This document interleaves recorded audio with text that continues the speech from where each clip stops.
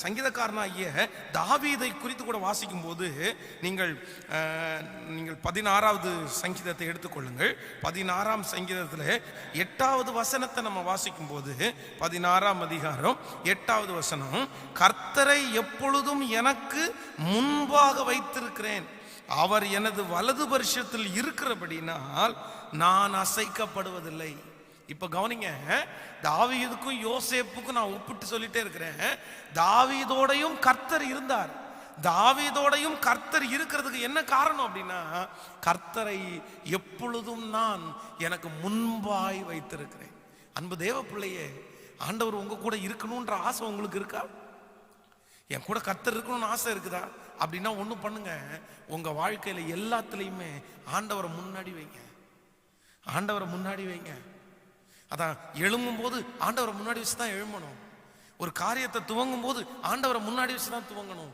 யாரெல்லாம் ஆண்டவரை முன்பாக வைக்கிறார்களோ அவர்கள் ஆசீர்வதிக்கப்படுகிறவர்கள். அது மட்டும் இல்ல, 34வது சங்கீதத்துல கூட ஒரு வசனத்தை வாசிக்கும் போது, 34ஆம் சங்கீதம் 1வது வசனத்தை நம்ம வாசிக்கும் போது, கர்த்தரை நான் எக்காலத்திலும் ஸ்தோத்தரிப்பேன், அவர் துதி எப்பொழுதும் என் வாயில் இருக்கும்.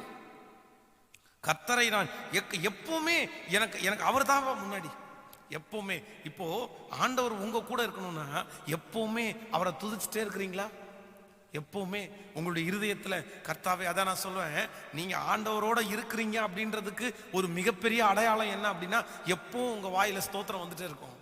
ஒரு பொருள் கீழே விழுந்தா கூட ஸ்தோத்திரம் பண்ணிட்டு தான் எடுப்பீங்க. நடக்கும்போது ஸ்தோத்திரம் பண்ணுவீங்க, உட்காரும் போது ஸ்தோத்திரம் பண்ணுவீங்க, தண்ணி குடிக்கும் போது ஸ்தோத்திரம் பண்ணுவீங்க, சாப்பிடும் போது ஸ்தோத்திரம் பண்ணுவீங்க. ஸோ இன்னைக்கு ஒரு முயற்சி எடுப்போம் நம்ம எல்லாருமே. நான் நம்புறேன் உங்க கூட ஆண்டவர் இருப்பாரு. எப்ப தெரியுமா? எல்லாத்துலயும் ஆண்டவரை முன்னாடி வைக்கும் போது. நம்பர் 2, இரண்டாவதாக ஆண்டவர் உங்க கூட இருக்கணும்னா நீங்க என்ன செய்யணும் அப்படின்றதை குறித்து இந்த ஆதியாகமம் 39ஆம் அதிகாரத்துல 9வது வசனத்தை நம்ம வாசிக்கும் போது, 39ஆம் அதிகாரத்தில் 9வது வசனம், இந்த வீட்டிலே என்னிலும் பெரியவன் இல்லை, நீ அவருடைய மனைவியா இருக்கிறபடினால் உன்னை தவிர வேறு ஒன்றையும் அவர் எனக்கு விலக்கி வைக்கவில்லை. இப்படி இருக்க நான் இத்தனை பெரிய பொல்லாங்குக்கு உடன்பட்டு தேவனுக்கு விரோதமாய் பாவம் செய்வது எப்படி? ஹலோ, இந்த யோசேப்புக்கு விரோதமாக அந்த வீட்டிலே இருக்கிற அந்த எஜமானனுடைய மனைவி எழும்புறாங்க. அவங்க ஒரு பாவம் செய்யறதற்காக அவனை அழைக்கிறாங்க.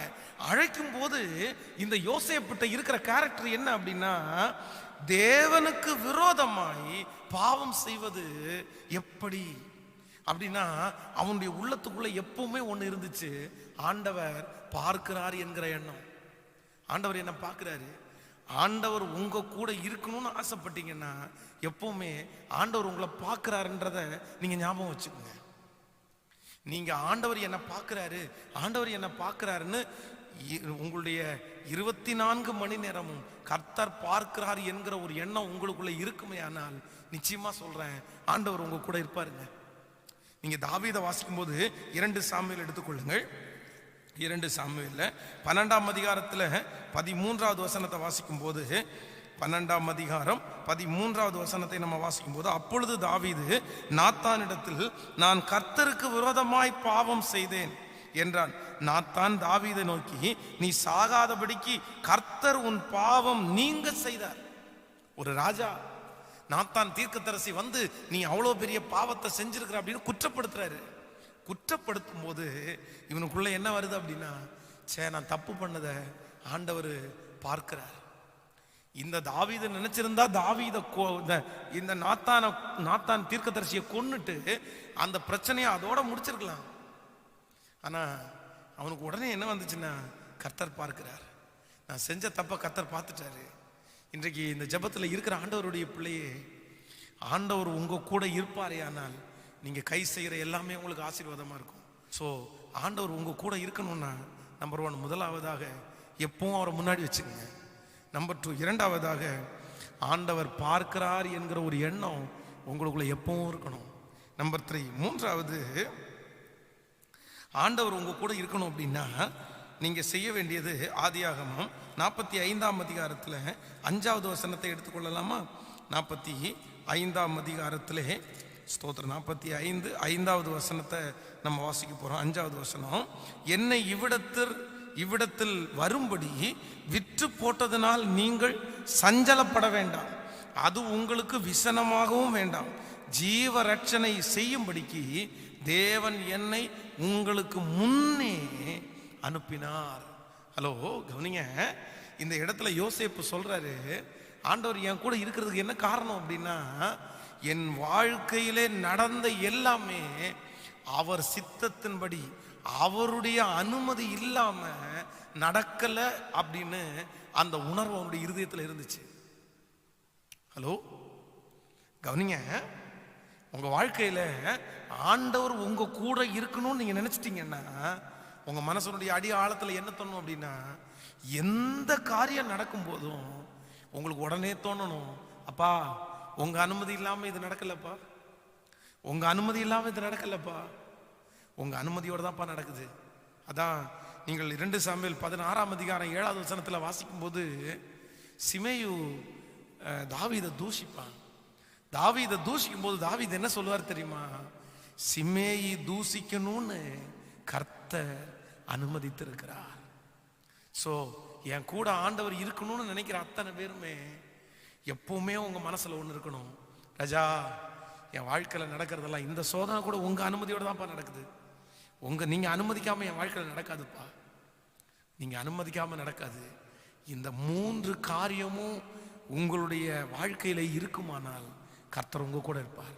நம்பர் 1, முதலாவது, ஆண்டவர் உங்க கூட இருக்கணும்னா கர்த்தரை எப்பொழுதும் எனக்கு முன்பாய் வைத்திருக்கிறேன், எல்லாத்துலயும் ஆண்டவர் முன்னாடி வைங்க. 2வது, கர்த்தர் உங்க கூட இருக்கணும்னா அவர் பார்க்கிறார் என்கிற ஒரு உணர்வுள்ள இருதயம் உங்களுக்கு வேணும்.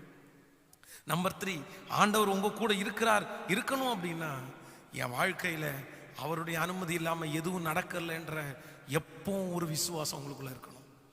அனுமதிக்கிறீங்களா? அப்படி இருக்கும்போது நான் நம்புறேன், ஆண்டவர் உங்க கூட இருப்பார். கர்த்தர் உங்க கூட இருப்பாரே, ஆனால் நீங்க செய்கிறதெல்லாவற்றையும் கர்த்தர் வாய்க்க பண்ணுவார். ஆமென் சொல்லுங்க. ஒரு சாட்சியை சொல்லி உங்களுக்கு நான் முடிக்கிறதற்கு ஆசைப்படுகிறேன். ஒரு விசை நம்முடைய திருச்சபையில் இருக்கிற ஒருத்தங்க ஹாஸ்பிட்டலில் அட்மிட் பண்ணப்பட்டிருந்தாங்க. அப்படின்னா அவங்களுக்கு பிபி ரொம்ப ஹையாகி மண்டைக்குள்ள ஒரு வெடிப்பு, ரத்த கசிவு ஏற்பட்டு ரொம்ப ஒரு மோசமான ஒரு ஐசி சூழ்நிலையில் போய் ரொம்ப கஷ்டத்தில் இருந்தாங்க. அப்போது அவங்களுக்கு இருந்த ஒரு பெரிய காரியம் என்னன்னா, அவங்களுக்கு மெமரி லாஸ் ஆயிடுச்சு. இதுக்கு முன்னாடி இருந்த எல்லாமே அவங்களுக்கு மறந்து போயிடுச்சு. நிறைய பேருடைய பேர் மறந்து போயிடுச்சு, பொருட்கள். அப்படின்னா அந்த இளநியை கொண்டு போய் இது என்னன்னு கேமிச்சா அவங்களுக்கு அது தெரியவே இல்லை, அது என்னன்னே தெரியல. அப்படி ஃபுல்லாக மெமரி லாஸ் ஆயிடுச்சு. டாக்டரும் சொல்லிட்டாங்க, இது திரும்ப ரெக்கவர் ஆகிறதுக்கு ரொம்ப நாள் ஆகும், கொஞ்சம் கொஞ்சமாக தான் இது ரெக்கவர் ஆகும். அதனால ஒவ்வொரு பொருளையும் அவங்களுக்கு முன்னாடி கொண்டு வந்து காமிச்சு, நீங்கள் இது என்ன அப்படின்னு கேளுங்க அப்படின்னு டாக்டர்கள் சொல்கிறாங்க. எனக்கு இது எதுவுமே தெரியாது. அவங்க சர்ச்சில் சில வேலைகளை பார்க்கிற நபர்கள். உடனே நான் இது எதுவுமே தெரியாமல் என்ன பண்ணிட்டேன் அப்படின்னா அவங்களுக்கு ஃபோன் பண்ணுறேன். ஃபோன் பண்ணி ஒரு வேலையே சொல்கிறேன். நான் என்ன வேலை சொல்கிறேன்னா, இந்த மாதிரி இந்த நபருக்கு கொஞ்சம் பணம் கொடுக்க வேண்டியது இருக்குது, இந்த நபருக்கு இந்த பணத்தை இந்த செக்கில் எழுதி நீங்கள் கொடுத்துருங்க அப்படின்னு சொல்லிட்டு ஃபோனை வைக்கிறேன். எனக்கு எதுவுமே தெரியாது. ஃபோனை வச்சுட்டேன். ஃபோனை வச்சோடனே இவங்க அவருடைய பேக்கில் இருந்து அந்த செக் புக்கை எடுத்து நான் சொன்ன அந்த அமௌண்ட்டை எழுதும் போது, பாஸ்டர் சொல்லிட்டாரே இந்த வேலையை நம்ம தானே செய்யணும், என்ன பண்ண போறோம்னு தெரியல. அந்த எழுதும் போதே மொத்த இதுக்கு முன்னாடி லாஸ் ஆன மொத்த மெமரியும் திரும்ப அகைன் ரீகலெக்ட் ஆயிருக்கு. அவங்க சாட்சியாய் சொல்லும் போது ஆச்சரியமா இருந்துச்சு. அப்ப நான் நம்புறேன், ஆண்டவரையும் ஆண்டவருடைய ஊழியத்தையும் யாரெல்லாம் ஆண்டவரை கனம் பண்றீங்களோ அத்தனை பேரும் செய்கிற எல்லாவற்றிலும் கர்த்தர் உங்க கூட இருப்பார். இன்றைக்கு இந்த ஜெபத்தில் இருக்கிற எல்லாருக்காகவும் நான் ஜெபிக்க போறேன்.